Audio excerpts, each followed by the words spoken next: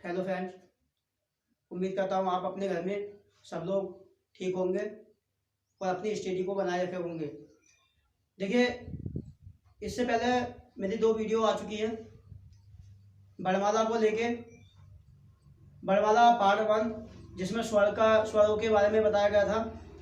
वर्णमाला पार्ट 2 जिसमें व्यंजनों के बारे में बताया गया था।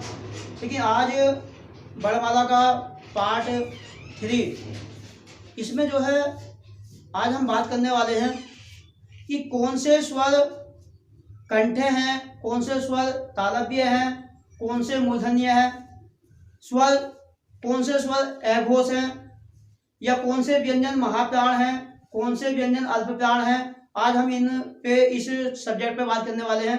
तो ये मेरी जो वीडियो है तीसरी, ये वर्णमाला पार्ट 3 है जो मैं इसको शुरू करने के लिए जा रहा हूँ। देखिए, थोड़ा ध्यान देंगे। आप वर्णमाला का जैसे ही पूरा चैप्टर होगा तो कहीं ना कहीं मैं आपसे टेस्ट के रूप में भी आपसे कुछ क्वेश्चन कर सकूं।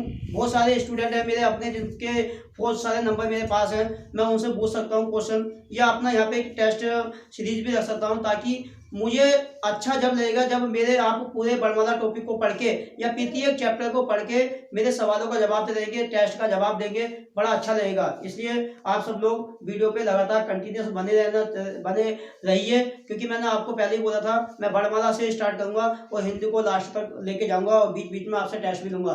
तो आप तैयार हैं? देखिए, आज जैसे आप स्क्रीन पे वर्णमाला टेबल देख रहे हैं, मैं टेबल के माध्यम से आप को समझाऊंगा कि देखिए, जैसे आपका पहला कॉलम आप देख रहे हैं उच्चारण स्थान।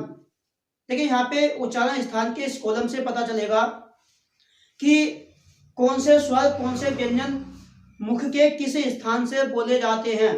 अर्थात जैसा आप देख रहे हैं, पहला कंठ, उसके बाद नीचे है तालु, तीसरे मूर्धा, चौथा दंत, उसके नीचे होठ, उसके नीचे है कंठ प्लस तालु दोनों को मिला के, उसके नीचे है कंठ प्लस होठ। ये वे अंग हैं जिनसे हमारे स्वर या व्यंजन बोले जाते हैं। नेक्स्ट कॉलम में आप देख रहे हैं स्वर का कॉलम है। आप देख रहे हैं नीचे सेकंड कॉलम जो है आपका वो स्वर है। उसमें आपने देखा होगा कंठ के आगे स्वर लिखे हुए हैं, छोटा ए और बड़ा आ। इसका मतलब क्या है? अगर आपसे कहा जाए कि बताइए स्वरों में कंठीय स्वर कौन से होते हैं, तो आप ध्यान देंगे कि वर्णमाला टेबल में कंठ के सामने स्वर ए और आ, इससे यह साबित होता है कि हमारा छोटा ए और आ ये कंठ से बोले जाते हैं। इसीलिए इनके जो हमारी वर्णमाला टेबल का लास्ट वाला कॉलम है, आप उसमें ध्यान से देखिए, उसमें नामकरण वाला एक कॉलम है, उसमें कॉलम के सामने बिल्कुल ए और आ के सामने बिल्कुल लास्ट में जाके देखिए, उनका नामकरण पड़ा हुआ है कंठीय, अर्थात कंठ से बोले जाने वाले स्वर छोटा है और आ, इसलिए इनका नामकरण हो जाता है कंठीय स्वर। उसके बाद नीचे वाले कॉलम में देखेंगे तालु से बोले जाने वाले स्वर जो होते हैं हमारे, वो छोटा ई और बड़ा ई, अर्थात तालु से बोले जाने वाले स्वर छोटा ई बड़ा ई होता है, इसलिए इनका नामकरण में आप जाके देखिए कॉलम में, तो आपको देखने मिलेगा इनको हम बोलते हैं तालव्य स्वर। नेक्स्ट देखेंगे आप मूर्धा। मूर्धा से बोले जाने वाला एक स्वर होता है आपका, जिसे हम बोलते हैं ऋ, अर्थात ऋषि ऋषि, जिसको हम बोल के काम चलाते हैं, अर्थात ऋषि ऋषि वाला स्वर जो है वो हमारा वो मूर्धा है। मूर्धा होने के कारण इसका नामकरण मूर्धन्य कहा जाता है। उसके नीचे दंत, एक हमारा जो दंत अंग है, दंत से बोले जाने वाला कोई स्वर नहीं होता है, अर्थात ऐसा कोई स्वर नहीं है जो दांतों के सहारे बोला जाए, इसलिए हमारा दंतीय स्वर नहीं होता है। उसके नीचे नेक्स्ट होठ। देखिए, होठों से बोले जाने वाले स्वर जो होते हैं वो छोटा ऊ और बड़ा ऊ, ये दोनों ऐसे स्वर हैं।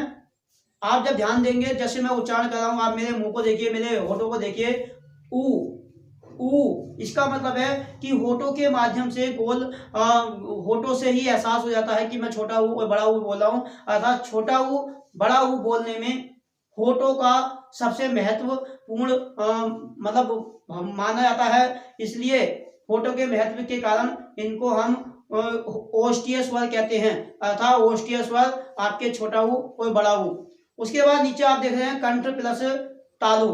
अब ऐसे भी स्वर हैं जो 2 अंगों से मिलकर बोले जाते हैं, अर्थात कंठ कंठ से और कंठ के साथ साथ तालु से, इसलिए इन दोनों का नाम मिलाकर कंठ तालव्य स्वर नाम पड़ जाता है। अर्थात कंठ तालव्य स्वर जो होते हैं वो छोटा ए और बड़ा ए, ये दोनों हमारे कंठ तालव्य स्वर की कैटेगरी में आते हैं। नेक्स्ट, कंठ प्लस होठ, अर्थात कंठ के साथ साथ होठों का योगदान होने वाले स्वरों को हम जो है कंठोष्ठीय स्वर कहते हैं, और ये हमारे स्वर जो हैं वो छोटा हो और बड़ा हो। इस प्रकार ये स्वर हमारे जो हैं अंगों के हिसाब से हमने इनको वर्गीकरण किया है, कौन से कंठीय हैं, कौन से तालव्य हैं, मूर्धन्य हैं। इसी क्रम में अगर आप देखें तो सेकंड, अब मैं यहाँ पे आप थोड़ा बताने वाला हूँ कि जितने भी ये स्वर होते हैं वो सारे के सारे स्वर सहघोष हैं। जैसे कि आप सेकंड कॉलम में देख रहे हैं, स्वर के नीचे सहघोष, अर्थात तृतीय स्वर हमारा सहघोष होता है। सहघोष का मतलब कहा जाता है कि एक तो सहघोष है और एक अघोष, अर्थात सहघोष का मतलब होता है जिन ध्वनि के उच्चारण में एक प्रकार का घर्षण पैदा होता है उन्हें हम सहघोष बोलते हैं, और जिनमें घर्षण पैदा ना होता हो उन्हें अघोष बोलते हैं। तो हमारे यहाँ कोई भी स्वर अघोष नहीं होते, अर्थात सभी के सभी स्वर हमारे सहघोष की कैटेगरी में आते हैं। इसी क्रम को आगे बढ़ाते हुए, ये तो स्वर के बारे में रहा, अब बात करते हैं व्यंजन। जैसे आपने देखा तीसरे कॉलम में वर्ग हैं, क वर्ग, च वर्ग, ट वर्ग, प वर्ग, अर्थात यहाँ पे आपका जो क वर्ग है उसको नाम उसमें देखा जाए तो क वर्ग किस चीज से बोला जाता है, उच्चारण स्थान के पहले कॉलम में देखिए क वर्ग के सामने कंठ है, अर्थात इससे ये पता चलता है कि क वर्ग हमारा कंठ से बोला जाता है। इसीलिए क वर्ग के जितने भी व्यंजन हैं आगे क, ख, ग, घ, अड़, ये हमारे जो है कंठ से बोले जाते हैं, इसीलिए इनका नामकरण कंठीय व्यंजन कहा जाता है, कंठीय। उसके बाद नेक्स्ट देखेंगे आप च वर्ग। देखिए च वर्ग जो है हमारा, ये च वर्ग ये हमारा तालु से बोला जाता है। ये चीज मैं पहले वीडियो में आपको विस्तार से बता चुका हूं, लेकिन यहाँ आप एक रिवाइज के तौर पे भी आप इसे समझ सकते हैं, या जो लोग आज वीडियो में 2 दिन से मेरी वीडियो नहीं देखी हैं या उन्होंने नहीं देख पाए वो आज अगर देख रहे होंगे तो इससे भी नए लोग भी इसको अच्छी तरीके से समझ पाएंगे। अर्थात हमारा जो च वर्ग है वो तालु से बोला जाता है।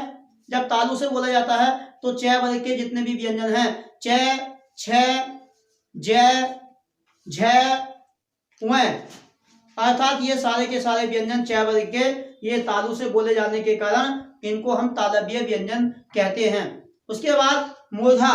देखिए मूर्धा अंग से बोले जाने वाले व्यंजन जो होते हैं हमारे वो ट वर्ग, ट वर्ग मूर्धा से बोला जाता है। इसका मतलब क्या है, ट वर्ग के व्यंजनों का मतलब इन व्यंजनों के उच्चारण में हमारी जीभ उल्टी होकर कठोर तालु को अर्थात मूर्धा को छूकर झटके से हट जाती है, इसीलिए इन व्यंजनों को मूर्धन्य व्यंजन कहा जाता है।